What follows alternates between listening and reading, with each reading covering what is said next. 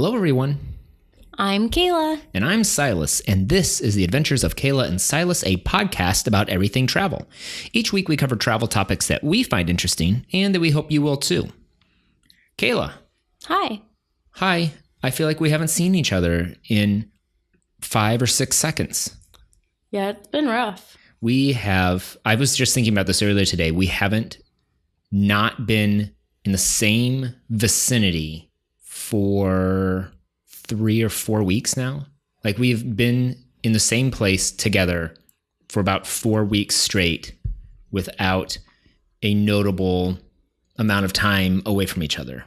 Is this getting to you? Have you been counting the seconds also? No, not even a little bit. Oh, man. Good. I'm glad that we're both not stressed about this. Yeah. Both of us. Great. This week, we're going to talk a little bit about the Riviera Maya. Yes. Where we've been for the last 2 weeks, week and a half, 2 weeks. Like 8 days. A week then. Yep. That's how we'll measure that. It has been super full of a lot of fun things that we've done. And I guess we'll just jump right in to the activities we've been activating. I wish there was a way to use activity as a verb. Acting? It's a different word than Activitying. Activitying. The activities we've been doing. And we'll start with Playa del Carmen. This is where we got off the ship at. Well, technically, we got off in Cozumel. Right. From our cruise with Silas's family. And from there, we went and got on a taxi ship between Cozumel and a ferry. Well, if you want to call it that.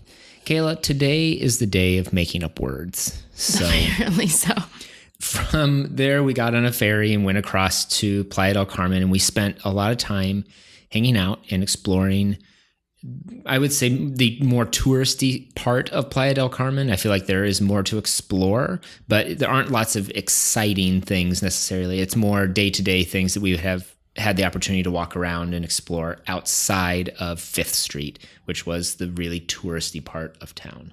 Well, I would say we stayed near 5th Avenue, which is definitely touristy. Yes. But we definitely stayed on a quieter end of it, which was nice. Yes. Because we got to choose whether to be kind of part of the action. But we didn't really do anything touristy in Playa del Carmen except for walking along that main drag. That's fair. It's funny because I don't know, probably right after we booked the cruise, so maybe 2 or 3 months ago. I don't remember how long ago it was. I was looking at kind of the schedule and not sure what we were going to do afterward, but knowing that we wanted to get off in Cozumel. And so it was like, well, I'm just going to book like 4 nights in Playa del Carmen because it's right there. Right. It's a like $4 boat ride from Cozumel, and then we're on the mainland. And I figured Cozumel would be a little more expensive to stay on. Sure. And so I just booked that kind of with the intention, not that we would be tourists in Playa del Carmen, more that we would just need some time to catch up on work after the cruise. Yeah.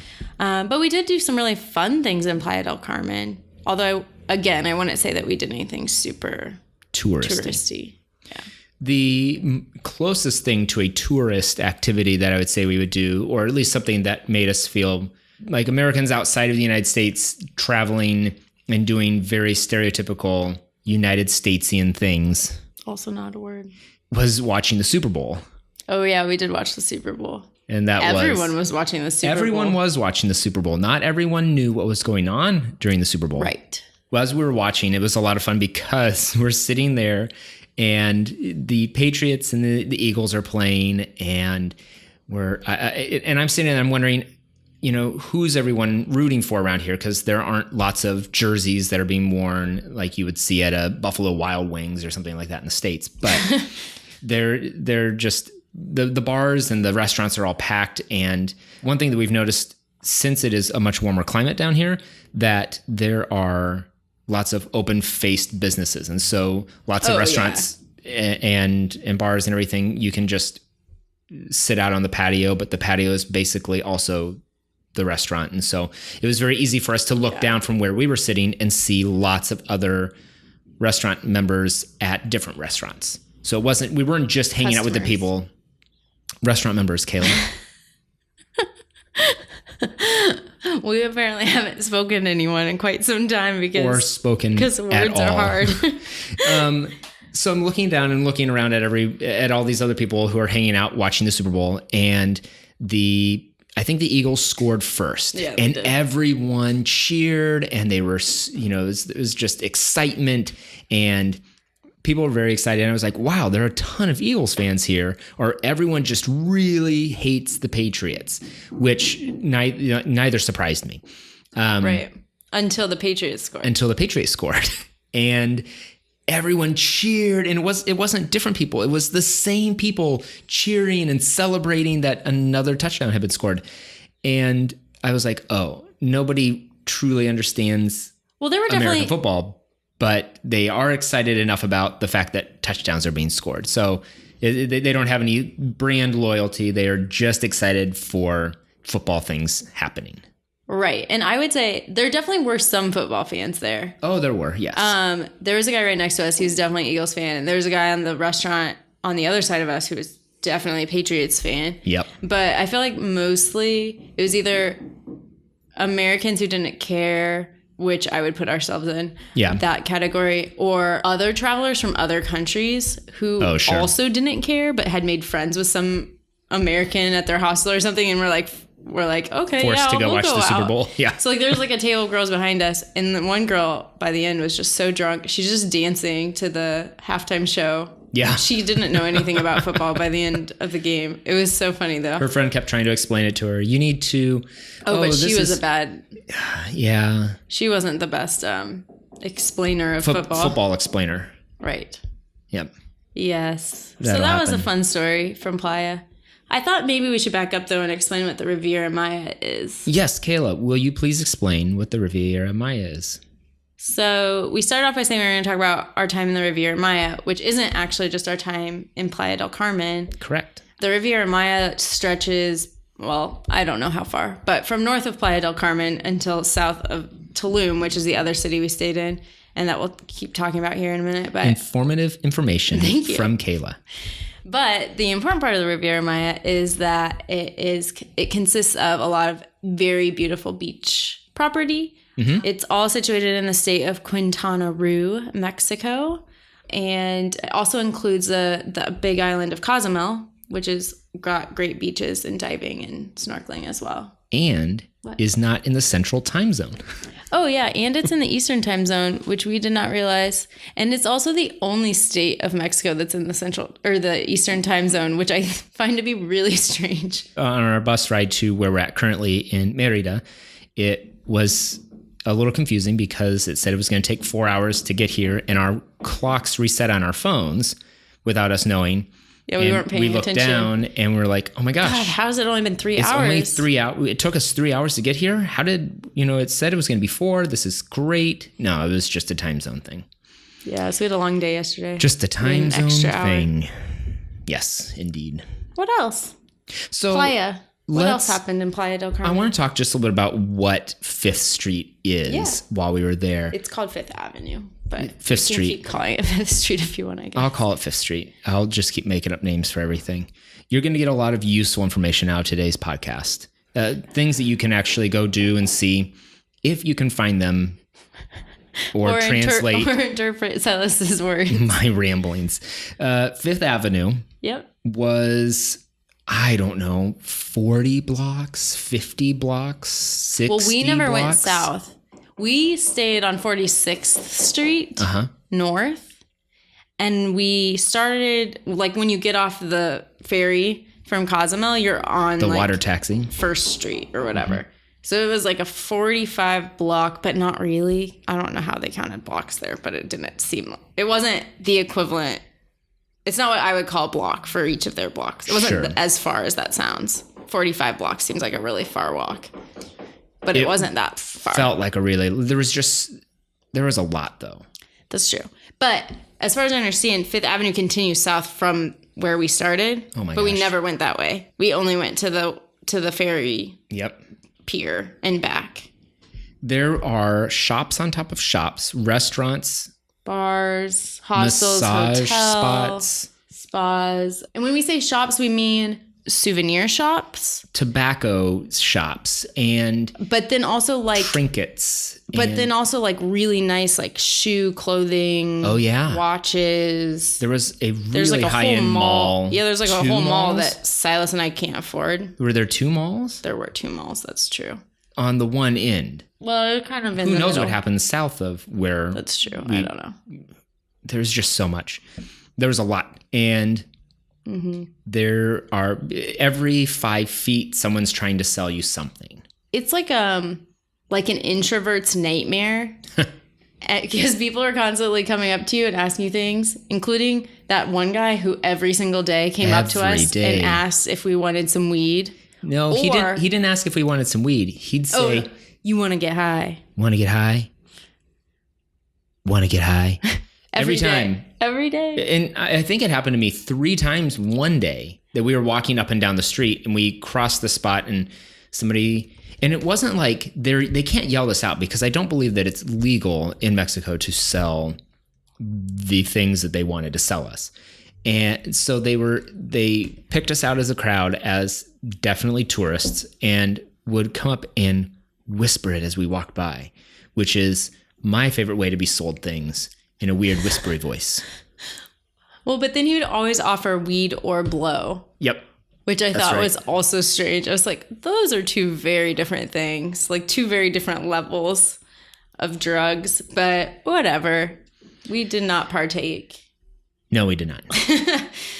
But we did, however, have strawberry daiquiris and pina coladas. And we did. I did. We went to a fancy place and I got a really nice gin and tonic with cucumber, which was delicious. We paid for that very nice gin and tonic with cucumber. We did. We were like, we're not going to spend a lot of money while you're here. And then we went out to eat at this place that was... It was pretty fancy pants. It was fancy. It was the fanciest place we went for sure.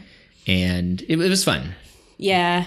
Well, and money-wise, just so people have a kind of a perspective, I guess. So...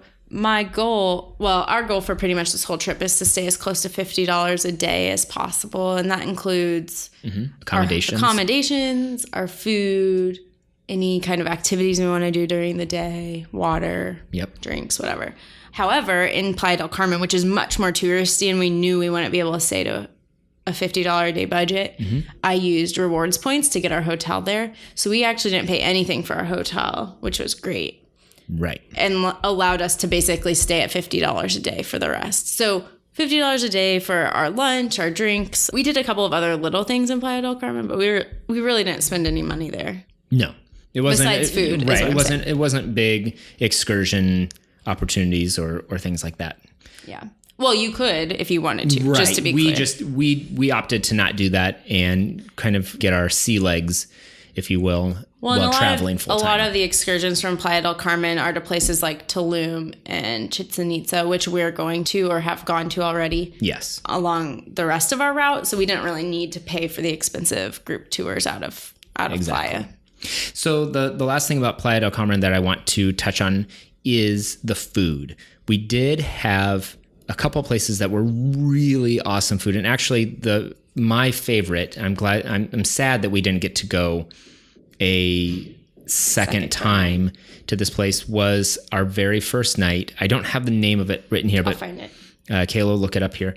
It was right by our hotel.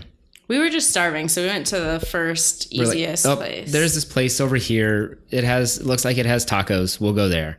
And it was one of the most amazing meals I've ever had. We had shrimp, and it was prepared in this beautiful way. And there were vegetables that were cut into flowers, shapes, and all kinds of things. And we had guacamole, and we had a ton of delicious food there. And it was just a huge surprise because it was not on Fifth Avenue. It was not part of the touristy, let's try and rope in a bunch of people to pay a ton of money. It was super affordable. And when we talked about the expensive night, this was not the place that we went. No, that was like $20 for dinner. And we had this huge plate of food and guacamole and drinks. And it was just we shared incredible. Our plate of food, but it was a lot. So. We shared a plate of food, but we were full. I don't know, babe. There's like 8 restaurants on that corner somehow on Google Maps. So yeah, I'm struggling. It's fine. I'll look it up. I wrote a review on TripAdvisor, so we'll be able to pull it from there pretty easily. But anyway, that place was amazing. We'll put links in the description. About the fancy chef? Who had the amazing knife skills? Yeah. Yes, I was saying that everything was. Sorry, she's over here looking up stuff and not even paying attention. In Google Maps. I'm so sorry. Oh man, I'm so sorry. How long have we been traveling together?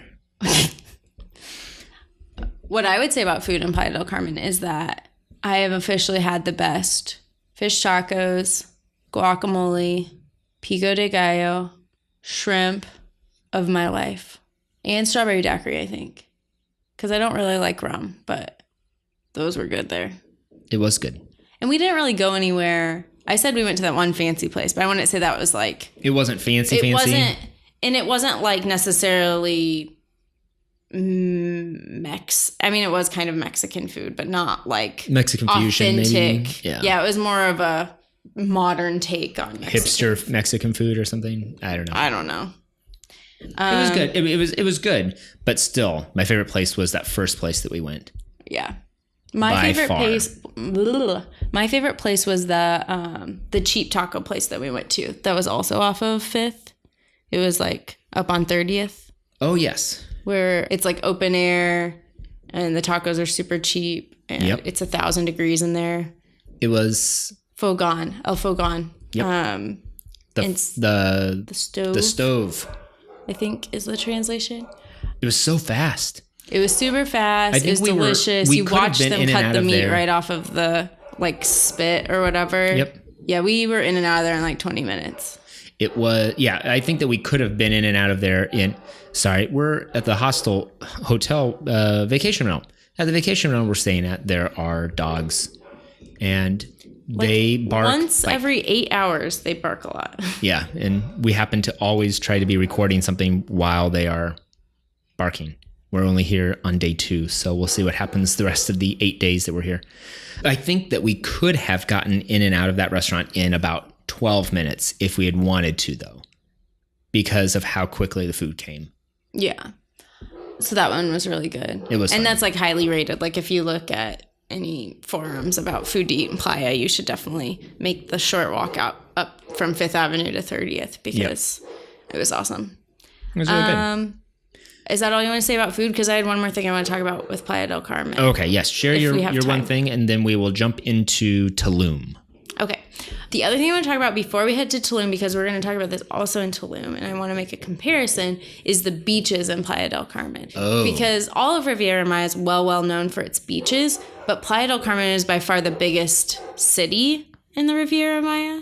Yes. And part of that is it's also the most touristy, kind of packed, like there's a lot going on. So we walked the stretch from, I would say, like probably 20th North down to 1st Street along the beach. And and it was the weekend and it was 80 degrees and sunny out. Yeah. But I felt like that beach was super, super, super busy. Oh, yeah. Part of it's public beach. And then you have all these like kind of hotels and other restaurants and stuff that have made a business out of putting out like lounger chairs between the front of their business and the water. Yep. And so it felt like there was like 10 feet of beach to walk along because they had these like lounge chairs up to basically where the tide came in. Yeah. And it just felt kind of like, I don't know, like they were just packing people in there. It was very packed. We did get to go to that public beach much farther down from... Yeah, that was up at like 70th North. And that beach was interesting because we didn't really know what to expect. I just saw it on the map and I thought, let's go for a walk and see if there's a beach there. Yeah. And we got up there and there's kind of this fenced off, overgrown area. And you think, don't know if there's a beach behind that or how to get through this to the beach because there was a fence. And all of a sudden it kind of opened into this not wide dirt path towards the water. And we said, okay. But you couldn't see the water from the road that we were on. No. You just had this long dirt path stretch, and we kept watching people walk down it. Like, well, several people have walked down there now, so there must be something at the end. Yeah, there's something positive at the end, or it's just this amazing scam that everyone's falling for. Yes, we got out there and it was mostly Mexican families. Again, it was a Saturday or Sunday, I think, that we went out, but there were no amenities there. There's no beach chairs. There's no one really selling anything. And so it was just a bunch of people hanging out on the beach. It was really quiet and nice. Yeah. And not like we were not the only people there by any means, but it was much, much, much less packed than the main beaches in Playa. Right. And there's also in Playa some beach clubs. So it's more of like a private area where you can get beach loungers and stuff. And they kind of limit the number of people there so you don't feel the craziness of the restaurants down by the ferry pier. Sure. That's where everything got really crazy, was towards the middle there. Yes. Yep. So yeah, I mean, the beaches are without a doubt, the water is without a doubt beautiful, but you certainly, I think, need to kind of go out of your way to have a calming, relaxing experience on the beach. I agree. And there are lots of beaches in Riviera Maya that you could do like short day trips to. So you wouldn't necessarily, if you're staying in Playa, you wouldn't necessarily have to go to the beaches in Playa del Carmen. You could go a little north of town or a little south of town, and there are some options. So Tulum. Tulum was the second stop that we've made so far, and a much smaller, quieter town, I would say, than Playa del Carmen. I would say if I had to describe each city using one word, I would use the word frat to describe Playa del Carmen, and I would use the word hipster to describe Tulum. Would you not? Fraternity and hipster. Those are very good stereotypes that you're leaning on. I am, but also it's somewhat true. Well, you disagree? I don't disagree. Exactly. The things that we got to do in Tulum were, I would say that we had a little bit more an opportunity and kind of a mindset and we were more in do stuff mode. Yes, we were out of the let's rejuvenate mode and into the let's go see stuff. Let's go see stuff. Yeah. And we did see stuff. Yep. We saw the stuff. So our first day, we saw Cobá. Cobá's awesome. So it's one of the more significant Mayan sites in Mexico, and it's pretty quiet. I mean, there weren't a ton of people there. The day that we went there, it was definitely quiet. There weren't a ton of people there. I don't know. I think I wrote a blog post about it, which we can put in the show notes. But I think total round trip, if you took the regular bus service out and back and paid entry, it would cost you like $12 to go spend a day. Oh, yeah. At Cobá per person. And we took advantage of kind of having time to just wander and roam. And we walked the whole thing and saw every piece of rock sitting on that site, basically. But the coolest thing about Cobá, it has one of the tallest temples of all the sites. And because it's not been as touristy, I guess, as places like Chichen Itza or Tikal, they still let people climb the temple. So yeah, it was a really cool experience climbing the temple, I thought. And I hate heights, so that was like another piece, but it was really cool getting up there. It was. And we had it was a clear blue sky day, so we could see for miles and miles and miles, and you got way up above the tree line and could see the other smaller pyramids that had been built around this particular tall temple. And yeah, because it's kind of like the center of like a network of Mayan ruins. Yeah. Yep. But that was a really cool trip, and we got a lot of great pictures and some cool video shots. We'll be posting those soon, so you have to check that out on YouTube. But I don't know. I wasn't sure what to expect when we got there, and it just was a lot of fun to explore. And what I hope is that I don't get Mayan ruin fatigue. Yeah, me too. I was thinking about that as well. Because we will get to see, there are a lot of them. We'll get to see a lot of them. We're going to a lot. Yeah, so Cobá was a really good first Mayan ruin. We're going to go to Chichen Itza in the next, at some point while we're here in Mérida. Yeah. And then from here we're going down to Palenque, which is another ruin. Oh, and Uxmal is also on our list of places to visit while we're staying in Mérida. So we're going to see a lot. And the day after Cobá, we also went to the Tulum ruins. So there's a Mayan site also right in Tulum. Right on the beach, really. Right on the ocean. Yeah. Which is kind of its distinguishing feature because it's not nearly as significant in my understanding as Cobá or Chichén Itzá. Well, it's not as big either. And That's true. the amount of time that it took us to walk around was probably an hour and a half. And at Cobá, we probably spent 3 hours. Well, I think that it's definitely more compact, I would say, than Cobá. But we also had kind of made some friends that morning. That's right. And so we kind of got caught up. Yeah, we kind of got caught up in these conversations with these two travelers that we met. And so we were just kind of wandering and talking with them and taking pictures as we went. That's true. I would say it's more akin to going with a group of people in general. And so if you're in a bigger group, it would take about an hour and a half. But if you're walking around by yourself, you could probably get through in about 45 minutes. Well, we could have gone faster, but also you and I like to stop and take pictures and read all the signage and stuff. And so we also probably could have gone slower. I don't know. For me, the most notable thing about Tulum in comparison to Cobá was the large number of iguanas.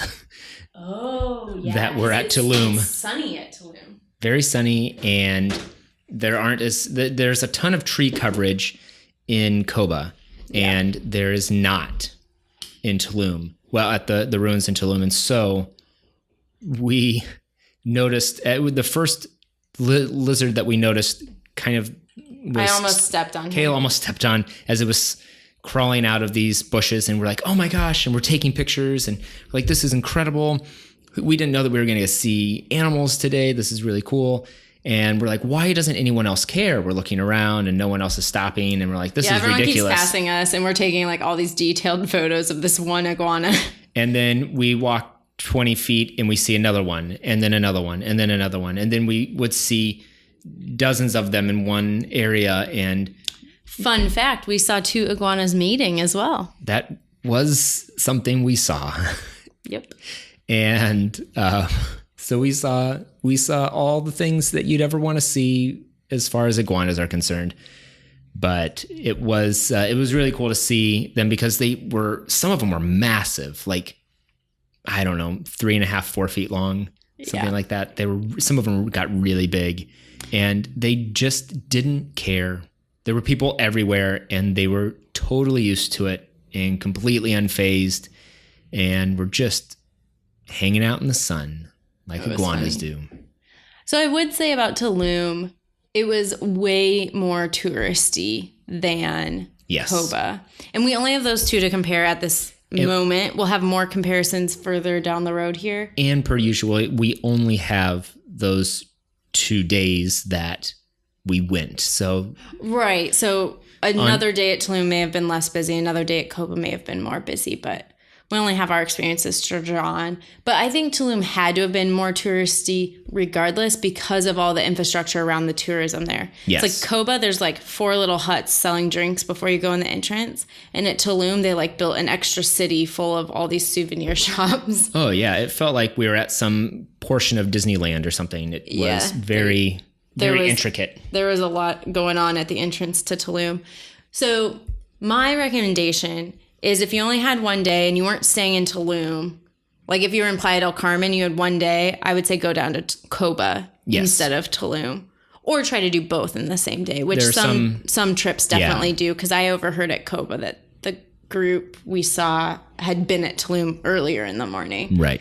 Fun fact on top of that, you should know that going in the morning or in the evening is much more expensive than going midday. Because sunrise, sunset are more expensive. Yes. They have really cool, apparently, they have really cool sights. I mean, the sunset is very... I think they do like a light show. And then, they have like extra stuff going on at night because the Mayans, I believe, built all their temples aligned with the sun and whatever. But the other thing I was going to say is if you are staying... I don't want to minimize Tulum. If I had to choose between Cobá and Tulum, I'd go to Cobá. Right. But if you're staying in Tulum, it's right there. It's like $4 entry. It's definitely worth a visit if you're already there, for sure. Absolutely. And one of the cool things, too, is there's a little beach within the archaeological site. So you can go down these stairs, and then there's this little beach right there that you can go swimming in and do whatever you want. You can obviously walk down from the site to the other beaches in Tulum as well. Yeah. Which is what we did afterwards. A lot of cool stuff. So the walking down from Tulum to the beaches, I think this is probably the last thing that we have on our docket from Tulum. We had some fun food things that we did in Tulum. Lots of cheap tacos. Lots of cheap tacos. Everywhere. So cheap. One night we had dinner for $4. $4.50 or something with tip. Yep. And we were full. Yep. It was delicious. Very good. You have to check out our TripAdvisor page, where we have lots of reviews about all the places we're going along our route. We could bore you with details about every little stop that we've made, but we won't. And I have another blog post coming out about our time in Playa del Carmen and Tulum, not just our time in Cobá. So I'll have Silas add that to the show notes as well once that's up and live. Gladly. But the beaches in Tulum.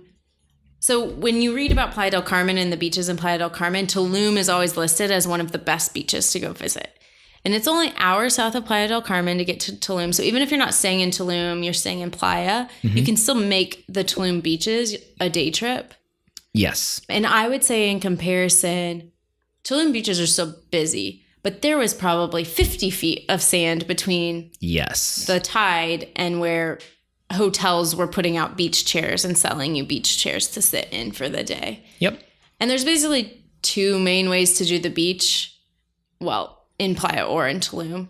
You can rent a chair from a restaurant or a hotel or whatever for the day. And then they usually have restaurants or bars that will bring you food and drinks, and you can pay a lot of money for what we found to be relatively bland cuisine.